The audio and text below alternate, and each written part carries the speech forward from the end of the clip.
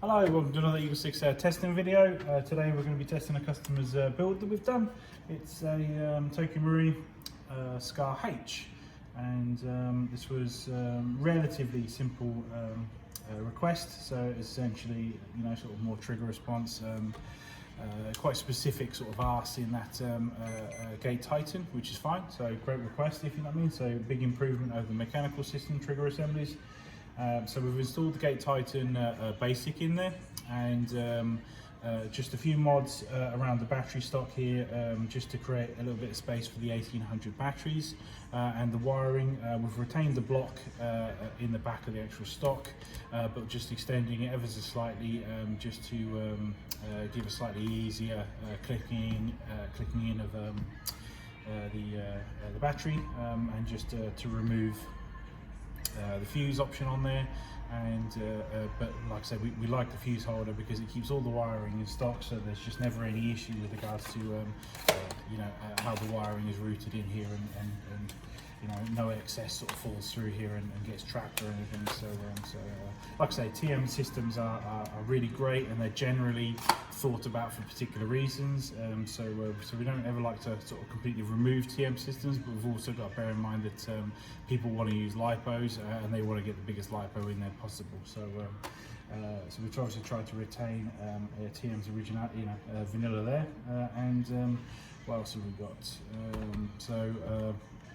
Obviously we rebuilt the gun, and Firefly hot rubber set, Prometheus Type 4 barrel, and Eagle6 M90 Spring. We generally go a size down on the SCARs just because slightly shorter gearboxes, and it creates a bit more compression on the standard NGRS spring. And obviously we're not going to make a whole new spring for SCAR, so just too much cost there. So we use the just generally go a size down, if you know what I mean, on the spring. And so it's got M90, and what else? There was a few upgraded bits in there. So I think there was the metal bushings, not sure what brand, were already in there. They weren't Prometheus, but they were a brand of metal bushings. And we also found G&G motor, the Basilisk 17K. Obviously it's not the original TM SCAR one, it's not super aftermarket one, but somewhere in the middle.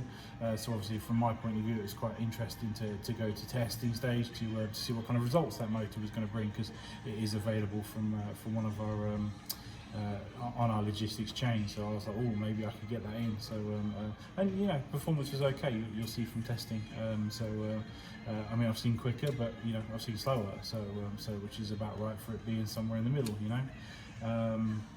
What else did we do? So we went previously to testing with this gun, and we found a bit of a problem, if you know what I mean, with actual TM gear that was in there. So basically we got to testing stage, and obviously I was interested to see what the motor was doing in terms of performance, and it was incredibly sluggish. Like I was like, whoa, this is like here are all the other guns, and then this one was like falling right down there, and like instantly you're then worried. You're like, well, is it the motor then, that's just really that bad, So we got it on the amp tester, and yeah, it was just pulling a lot of amps to the point where we was just like, nah, I'm not gonna keep pulling the trigger here, you know what I mean? So we need to go back in and just make sure everything is 100%. I mean, you try your best to make sure every single build comes out the same, and we have obviously the amp testers and standardized testing to make sure that we're doing it and stuff. So when it gets to that stage and doesn't pass, you think what's gone wrong. So so obviously we took it back, and when we actually took the gearbox apart, remember this has had like very little use from actual gearbox testing. Somehow between gearbox testing and actually physically testing, the sector gear had actually fused with the metal bushing that was in there. So the inner diameter of the metal bushing is say 3mm OD, and the shaft of the gears is say 2.9, and basically it's somehow gone 3mm on the shaft. So it physically cannot move, if you know what I mean, in that hole that's in there. So it's physically jammed, to the point where we had to get the bearing onto a vise and physically hammer out the the gear from it. It's physically stuck in there, and you think to yourself, how? You know, just how has that happened? You know, bearing in mind it wasn't that to start off with, you know, and we've had thousands of these hundreds, you know, of these TM guns going through, and yeah, I don't think I've ever seen it. I mean, I've seen this, you know, when you're doing the shimming, you find the odd gear which is, you know, slightly oversized, because obviously how they construct these original TM gears is via a heat method. So they create the actual product, if you know what I mean, out of like a sort of powder, and then they bake them in an oven, and obviously that baking process can have a you know, an impact, if you know what I mean, on the actual sizing of these things. So we find sort of the occasional discrepancy in terms of, you know, we're talking 0 points of millimeters, but still some discrepancy. So but anyway, that's the gear, or what's left of it anyway. So we end up having to hammer the shaft through just, and then hammer it physically out of the bearing. So yeah, we've replaced the sector gear, if you know what I mean, on this, obviously keeping it stock. You know, yes, obviously you think to yourself, oh, well, why don't we go just all Prometheus gears? But then obviously there's a cost involved in all Prometheus gears, you know, so suddenly you're adding on £90, you know, to go to a full set of Promo gears. So yeah, it's not as easy as that when a new one of these is £9.99, you know. So obviously, you know, and changing that once every, you know, 1 to 2 years. And you can see here the part that wears down on these gears over time, which is that main release tooth there. And basically that will get lower and lower and lower, and this is why it's a serviceable item, until all that happens is it's not got that tooth anymore, and it's basically pulling it back not as far, and then it's what will happen is you'll then, as it's pulling it back not as far, it's not generating as much FPS, and you'll see slowly, progressively over a period of time, what is quite rare to see is a full failure like this, if you know what I mean, where, like I say, the gun was, it was so difficult to turn for it, you know, or getting that way, that it was, like I say, you know, causing so much resistance, and you could audibly hear it. You knew something was wrong, to the point where we had to just like go straight back to the workbench with it. So I'd say interesting one. So you know, could have done without the extra rebuild, but you know, it takes more time. But you know, it's no matter how many you do, if you know what I mean, there's always something new going on, you know. So with gun tagging, so yeah, so obviously we replaced the sector gear. And I keep talking on forever, boy, yeah.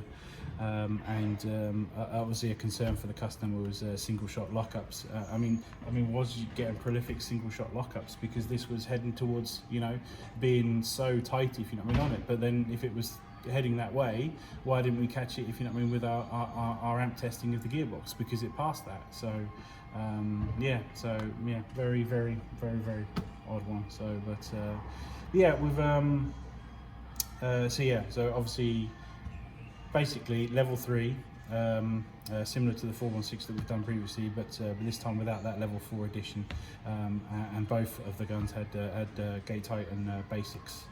So yeah, so we'll run through some testing on it, to make sure. Yeah, Prometheus flat nub, and batteries, yeah, so 337 it was coming out at in terms of FPS, which is not bad at all. So 258 on 3.2s. And what we'll do, we'll run through some stress testing now, just to make sure everything's all good. So I mean, like I say, I did test it previously before this video, so we should go flying through, but obviously we always want to do one on video, just to make sure. So we're going to run through a bunch of mags. Always fun speed loading these SCAR H mags en masse.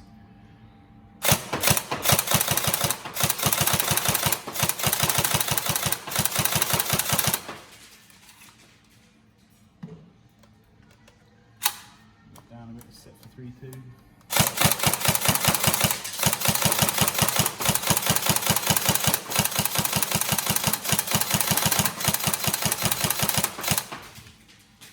So pretty much spamming the single shot there, and as you can see, there's no issues with lockup on that single shot there. But then again, the lockup issue itself is not like, you know, owners don't generally get it like every 10 seconds, if you know what I mean, when they're playing. It's like, oh, I had lockup one or twice, you know, during an entire day's play, you know. So But yeah.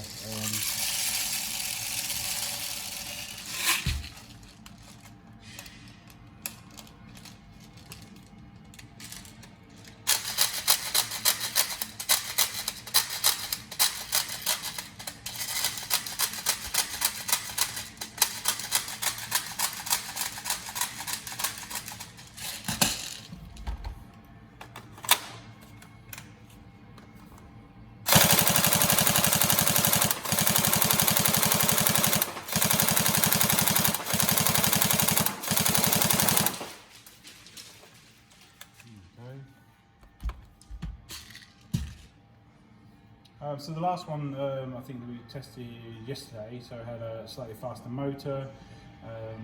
Both are testing on the same batteries, so to me anyway, there's a audible difference, if you know what I mean, in terms of that rate of fire. So yeah, this one's definitely slower than the previous one, but like I say, the other one had the gears changed, bearings instead of bushings, and a slightly stronger, faster motor, if you know what I mean. So it's really difficult when you're sort of comparing two different guns side by side. You know, each gun is itself, even if you keep all parts identical, they've still got their own sort of uniqueness, if you know what I mean, between two identical guns. But yeah, I mean, like I say, perfectly great gun, if you know what I mean, in terms of use and stuff. But obviously the point of these videos is, especially when we get requested, you know, what does this part do? What does this part gain me? You know, I think comparing two sort of very similar guns, if you know what I mean, very similar specs, it's really good sort of examples. You can sort of see what sort of gains you do get for those extra money, because you know, when you follow the internets and the forums and stuff, there's always arguments for and against upgrades. You know, what do you get for that? So and obviously part of these videos is to sort of demonstrate the guns, you know, not just to stress them, test them, but so that people can look at the specs and see performance and think to themselves, well, yes, I would like to spend an extra £200 to get this sort of game, because that's what I want to do with my money, you know. So and yeah, so and we hope the videos help. So no one sent me an adapter yet for the Odin speed loader for the SCAR H, so feel free to donate one of them, somebody. Look at this pain, my pain.